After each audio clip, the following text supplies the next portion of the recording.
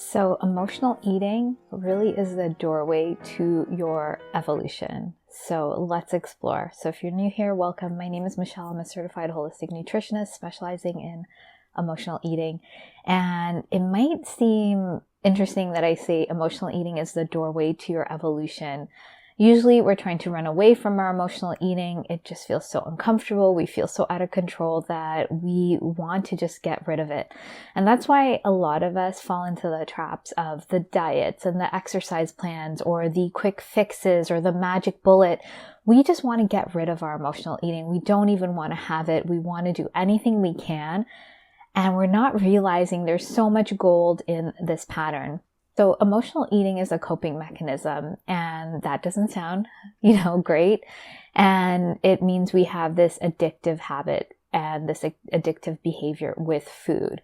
And so why might that be the doorway to our evolution? So it's like this sore thumb or this alarm bell ringing. We see our emotional eating. We can see where we need to go in and actually start doing some work and figuring out what's been going on. It's drawing so much attention. And like that famous Rumi quote, the light enters where the wound is. And so we have to look at emotional eating as this doorway to our evolution. And, when I was on my journey with emotional eating, and like many of my clients, it doesn't feel that way. It just feels like, I don't want to feel this way.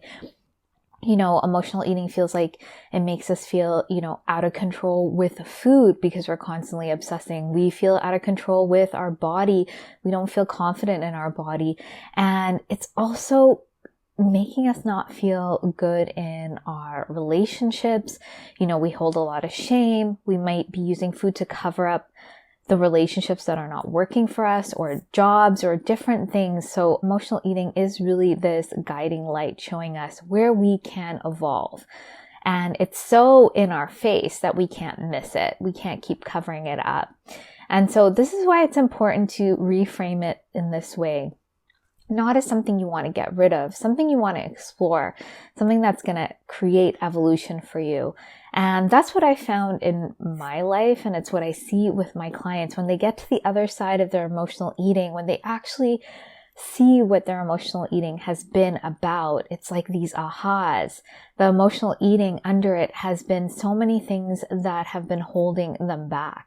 So when we use food to soothe ourselves, to distract us from uncomfortable emotions, to help us with stress at the end of the day, we are really covering up what we actually need. We're missing out on our vital needs, whether that be the need for actually being with our emotions, maybe changing jobs, having a different partner. It's covering up all of these things, or maybe speaking up for ourselves, advocating for ourselves, having boundaries.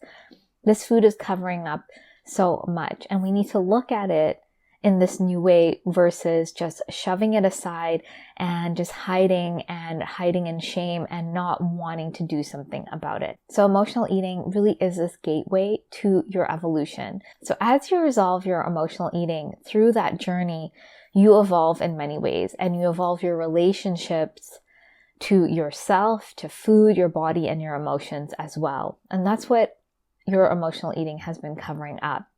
When you emotionally eat, you're not connected to yourself, you're not connected to your body, you're disconnected from others, you're disconnected from what you actually want in your life.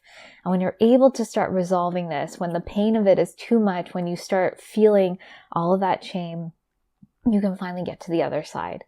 So what does that really look like? So it doesn't look like the quick fixes and the diets. Yes, you can learn a new way to be with food. You can try to control food. But if you're anything like me or my clients, anytime you have rigid rules around food and you should be a certain way, you either can't be as perfect as you want to, so you feel shame and then you spiral into your emotional eating. All of that restriction, all of that having to fit into this box, it just pushes you into that shame spiral and you emotionally eat even more.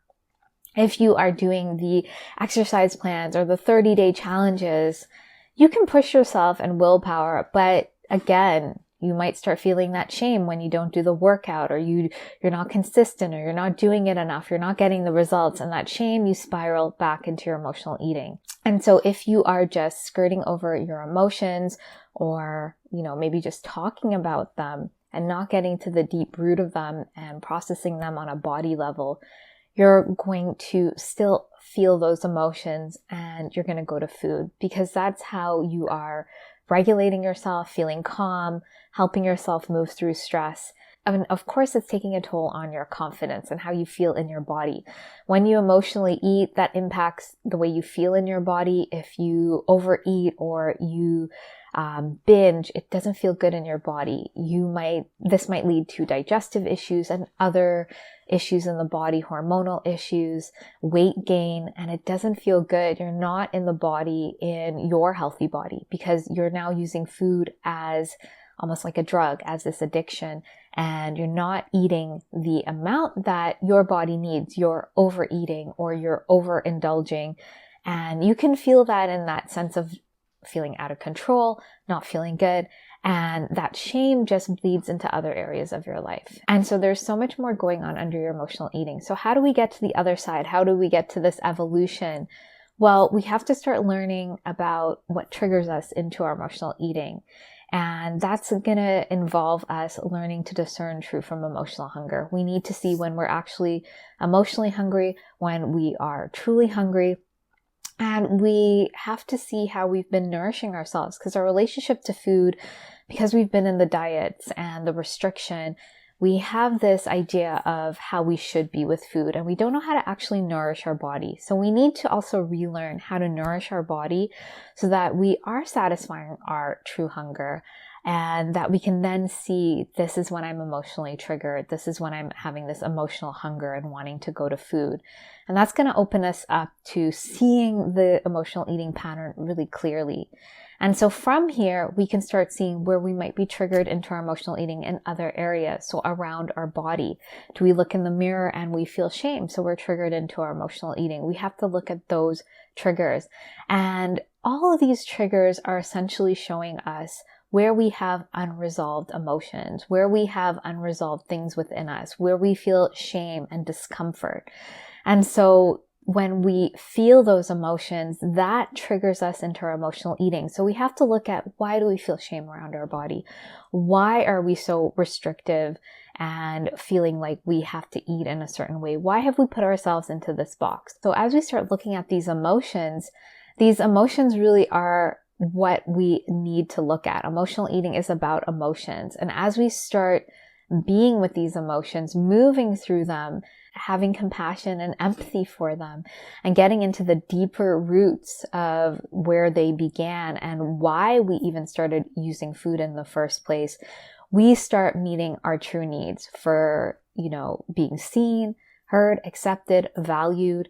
And as we start meeting those needs within ourselves and with, someone to guide us there, that's going to help give us what we actually needed. Food was just a band-aid. So food cannot replace these deeper core needs that we have. We've been trying to band-aid for so long and it hasn't worked. So if you've been emotionally eating for years and decades, and you've been trying the diets, the exercise plans, maybe just doing talk therapy, not doing the deeper work of really being with, accepting those emotions and giving yourself what you needed from a young age, it's not going to shift this pattern. We have to really get in there, because food has been the substitute for far too long. And as we do that, as we meet our deeper needs, we're healing these parts of ourselves that have not been given what they need.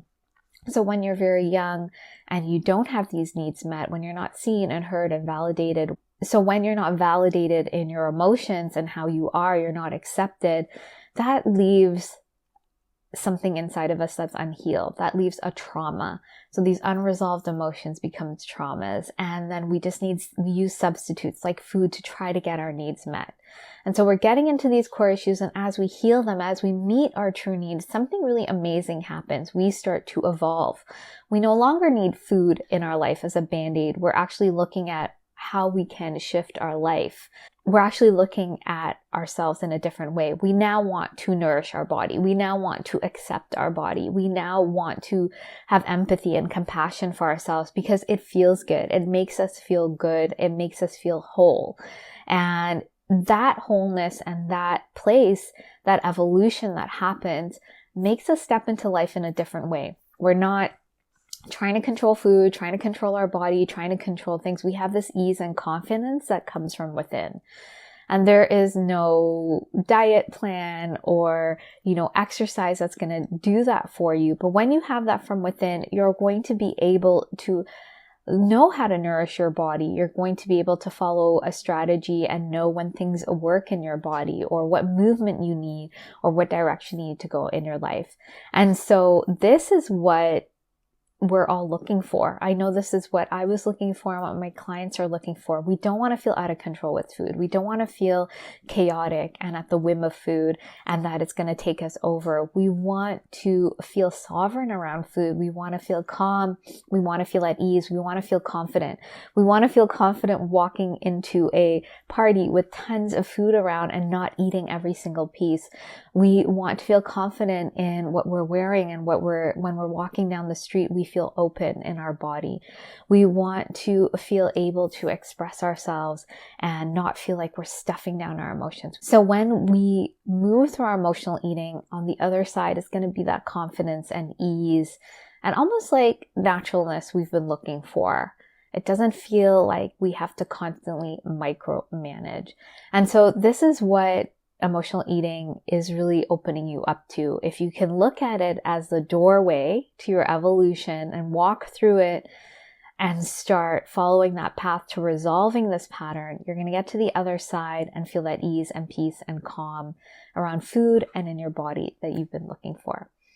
So I hope this has helped you see this pattern in a new way. If you'd like to get started on this journey, I have some free resources. You can grab my guide called What Are You Truly Hungry For? It's going to help you start discerning true from emotional hunger and catching your triggers and help you start seeing this pattern more clearly. It's going to help you step into that doorway. So you can find that link below. And if you're interested in going deeper, you can also find out more about the Emotional Eating Evolution Program. This is my 12-week container with the step-by-step process, the support, the guidance, the in-depth tools to really get to the root of your emotional eating and help you shift this pattern. This is a transformational program. So if you'd like to find out more about that, you can find out more at the link below. I just want to say thank you so much for tuning in. Please be sure to like and subscribe if you found value in this. I look forward to sharing more with you, and I hope you have a great day.